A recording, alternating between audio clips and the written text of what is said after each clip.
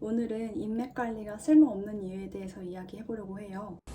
하와이 데저트 유튜브 채널에 그린님이 나오셔서 해주신 말씀에 감명을 받았는데, 그린님은 간절한 목표가 생기면 고립의 시간을 가지신다고 합니다. 수행자의 삶을 사는 거죠.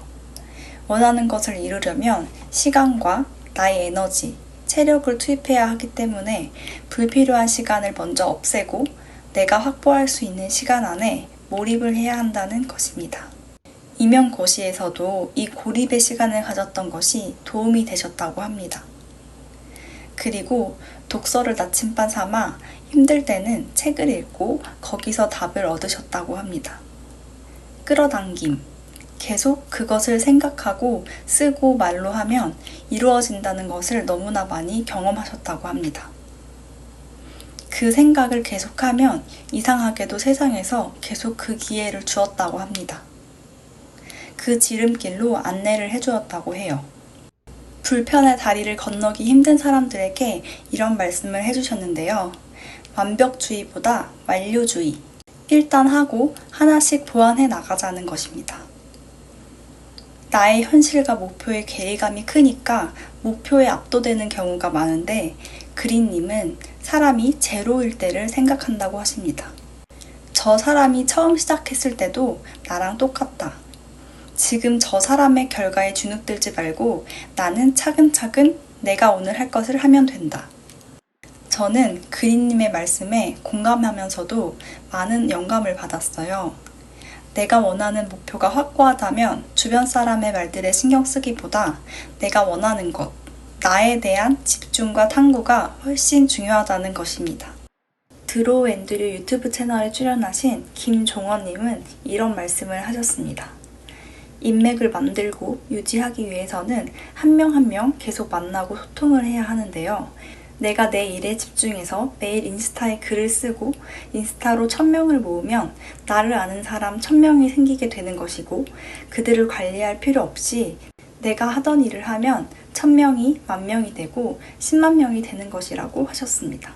최고의 인맥은 내 자신한테 몰입하는 시간, 나를 만나는 시간이라고요. 저도 저에 대해 깊게 탐구해 나가고 있는 중인데요. 여러분도 여러분이 원하는 목표가 있다면 자신에게 집중해보는 한 주가 되셨으면 좋겠습니다. 이제 저의 이야기를 해보려고 합니다. 저는 지금 자주 연락하는 사람은 굉장히 소수입니다. 원래 내형적인 성격 특성상 사람을 좁고 깊게 사귀는 스타일이지만, 내가 원하는 목표, 꿈에 다가가기 위해서 친구 만나는 일을 잠시 접어두게 되었습니다. 30쯤 되니 친구들도 각자의 일로 다들 바빠져서 시간을 맞추는 일도 힘들어졌습니다. 어릴 때처럼 한 동네에서 번개로 만나는 일이 급격히 줄어들었습니다. 저도 회사와 가까운 30분 거리에 자취방을 구해서 독립을 시작하면서 원래 살던 동네에서 멀어졌고, 자연스럽게 찐친들과 가까이 살지 않는 환경이 되었습니다. 그리고 약속을 잡고 만나더라도 내가 지금 하고 있는 일이 잘 풀리지 않는다거나 걱정이 많은 상태로 약속 장소에 나가게 되면 오랜만에 근황 토크들이 웃기긴 하지만 한켠에 불안한 마음이 있었습니다. 입은 웃고 있지만 마음 한켠은 계속해서 불안한 그런 상태였습니다. 결국 내가 가고 싶은 방향에 대한 고민과 결정은 내가 해야 합니다. 그 누구도 대신 해줄 수 없고, 만약에 누군가 선택을 대신 해준다면 결과가 좋지 않았을 때 그 사람 탓을 하게 됩니다. 제가 그렇게 하라고 해서, 나는 이렇게 하려고 했었는데 하고요. 내가 결정해서 잘 안 되면 내 선택이라 후회도 없습니다. 깔끔하게 인정하고 다음 시도를 하면 됩니다. 제가 본 돈을 잘 벌고 있는 분들도 불안이 없어지지는 않는다고 하더라고요. 불안도가 낮아질 뿐이라고 하셨습니다.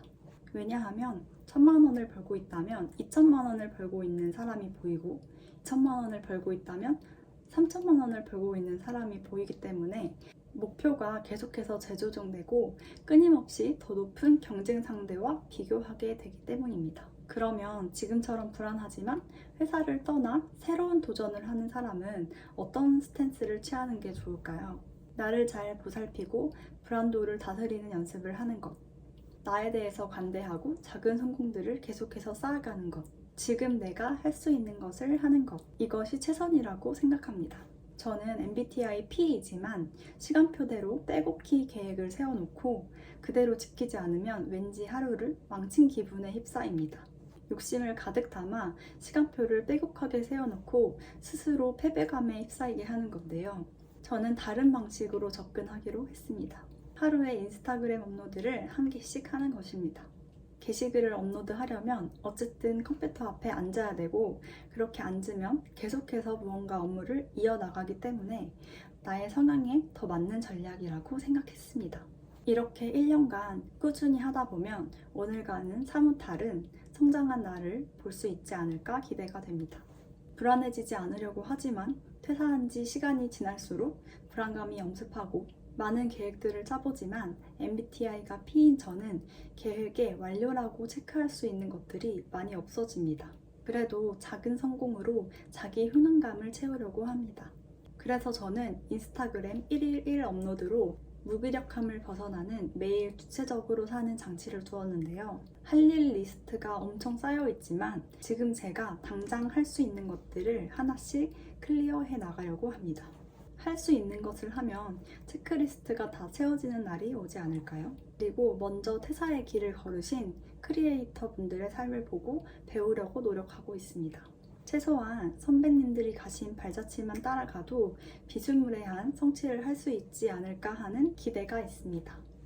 그분들이 존재한다는 게 저에게 엄청난 위로와 희망이 됩니다.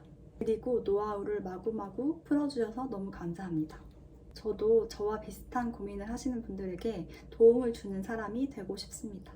퇴사 후의 에피소드를 나누고 제가 알게 된 정보를 공유하면서 같이 성장하고 싶습니다. 그리고 많은 분들을 관찰하다 보니 느끼는 건 성공이라는 성취를 하신 분들을 보면 간절함으로 지속적으로 실행했다는 공통점이 있더라고요. 방법론은 두 번째고 실행하고 추진하고 모든 카테고리를 하나씩 도전해보면서 나와 맞는 돈 버는 방법을 찾으신 공통점이 있습니다. 우리도 하나의 일이 연쇄작용을 일으켜서 긍정적인 시너지가 생기고 그래서 불안함이 잠잠해질 때까지 달려봅시다. 지금까지 영상을 봐주셔서 감사합니다.